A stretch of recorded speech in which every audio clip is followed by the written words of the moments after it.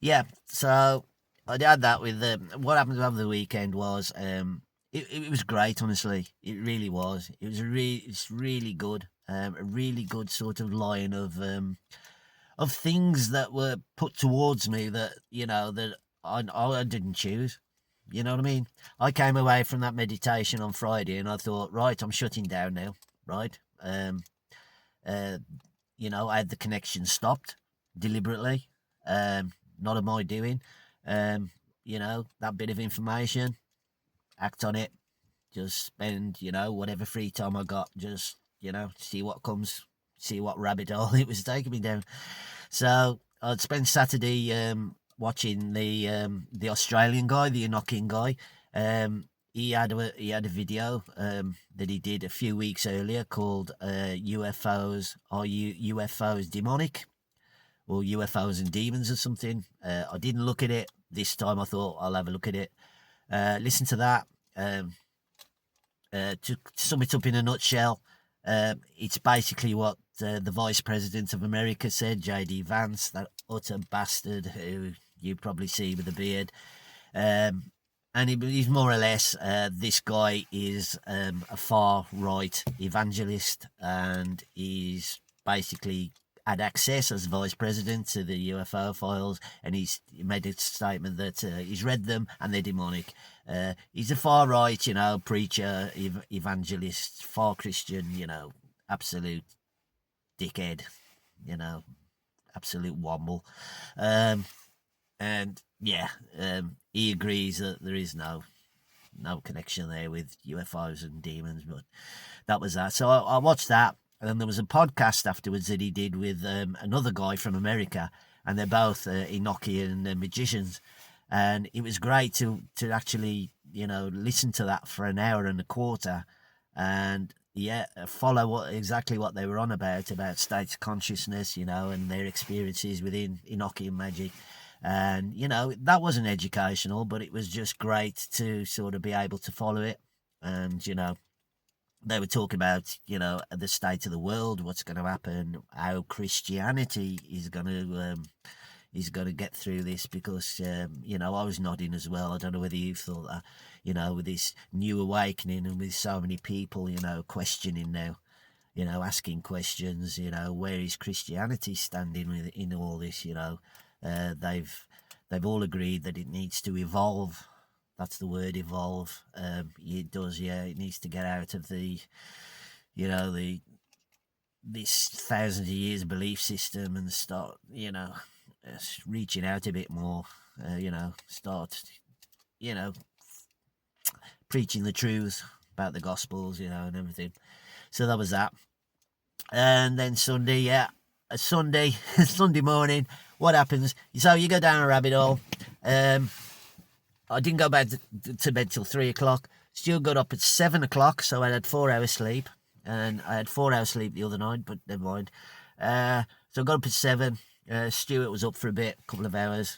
Like today, he's gone to bed today. That's why I'm here. And went back to bed, and of course I'd had 4 hours sleep. I put a bit of TV on, absolutely boring. I just lay my head back like this and just shut my eyes, and I thought, this is great. Honestly, it was. I just shut my eyes and it was just still. There was nothing, I was in nothing. It was great, and it was so calm, so peaceful, relaxed. And as you could tell, as I was in the nothing, I was like more or less nearly drifting off to sleep. And what did I see? Straight away, flashbang, an image, two grey aliens. Two greys, looking from a distance. Okay, and I went to sleep. So I went to sleep probably for an hour or two. Woke up, and I got into the kitchen, still got up, blah, blah, blah. And I was like, I was just seeing two grey aliens. Okay, I've seen two greys. Yeah. Really, thank you, yeah. Yeah, I'm such a fan of. I'm such a fan of out there. Yes, I'm such a fan of UAPs. Thank you for giving me two fucking grey aliens. Um, so that started Sunday's rabbit hole, which was I went on Copilot. So I went on Copilot, and it was really good. Microsoft Copilot, it did well with Sumerian ancient relics, because once I had the reptilian thing on Friday, I specifically wanted information, and I wanted it from the ancient relics, the ancient tablets. I said, if you've got proof of reptilian beings in ancient tablets, nobody telling me. I just want to see it there, in the original, in the original depiction, like.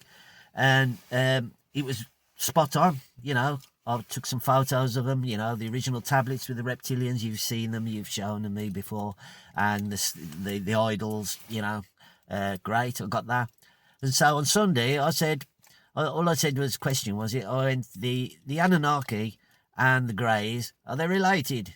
And they went, the Anunnaki is Mesopotamian gods, but the Greys are a modern day theory. They are not connected. I thought, oh, okay, they're not connected. Well, maybe I'll just, something on the brain. And I went on YouTube, and I was going through YouTube, and I typed in Greys, and there was this documentary that I saw that I was drawn to, like we do, and it was the history of the Greys. And I put that on, and then within about 2 minutes it shows Mesopotamia, and then it shows Anunnaki, and then the next minute it talks about the Greys. And I thought, yes, the internet, that's it, social media, you throw me another freaking lie, haven't you? That guy's on there. Is it Nick Pope or Tim Pope, the UFO expert guy? He's on there talking about it. It's all connected, of course it is. So okay, the Greys are there. So, yeah, sister, so what it is, like I say, it's everything to me, and it's probably nothing to yourself. It's not going to educate you in any way. So I learned about the Greys, Adam and Eve, the first hybrids, maybe. Is Mars originally inhabited by aliens, and something happened thousands of years ago that they lived on Mars, and then they had to move here, and then that started everything. Abductions, yeah, taking the eggs, taking the sperm, taking fetuses, this genetic thing, this DNA thing that's existing with the Greys, and the abductions, the theme that runs parallel through everything. Are the Greys humanoid? Are they android? Are they from the future coming back to visit us and then pick bits of us up and take DNA to sort of genetically genetically change us? Yeah, took all that in. Yeah, and I'm not being sarcastic there. Yeah, okay. It seems to fit, doesn't it? Of course it does. It all seems to fit in place. So there's that. But an interesting one that came from that was I read Liber 49, which is the journal. I hope you've read it or come across it at some point. Liber 49 is the journal of Ron L. Hubbard, the science fiction writer, and his collaborations and his work with Jack Parsons, the rocket scientist. And fucking hell, you probably know the story of that, but Hubbard robbing Jack Parsons of his money, and Jack Parsons' very sudden death at the age of 33, I think it was. I read the journal of this Ron Hubbard, and he puts it in very specific detail of his invocations with the demoness Babylon. Fucking hell, sister. This is probably the most important thing I'm going to say here, and it is quite fantastic. This is the icing on the cake, the Holy Grail. I read 2/3 of this. We all know these magicians go through, days, weeks, months of preparation to summon these entities. But, I find it quite funny, because once he'd actually done all this over these months, this meticulous work, to get everything right, and then he summons the demoness Babylon, and then she says to him, right, I will help you, I will give you divine knowledge if you do this and you do that. So basically, he's gone through months and months of preparation to summon this demon, and then she sent him on another fucking path where he's got to do exactly the same thing again, meticulously, because she's going to get upset if he doesn't do it right. Yeah, your food has to be. I want food. I want a fresh altar cloth. Food has to be prepared unsalted. Loads of freaking, really specific stuff. And I'm on 10 minutes. The Demoness Babylon, Part 3, coming up. Da da da. Get the popcorn.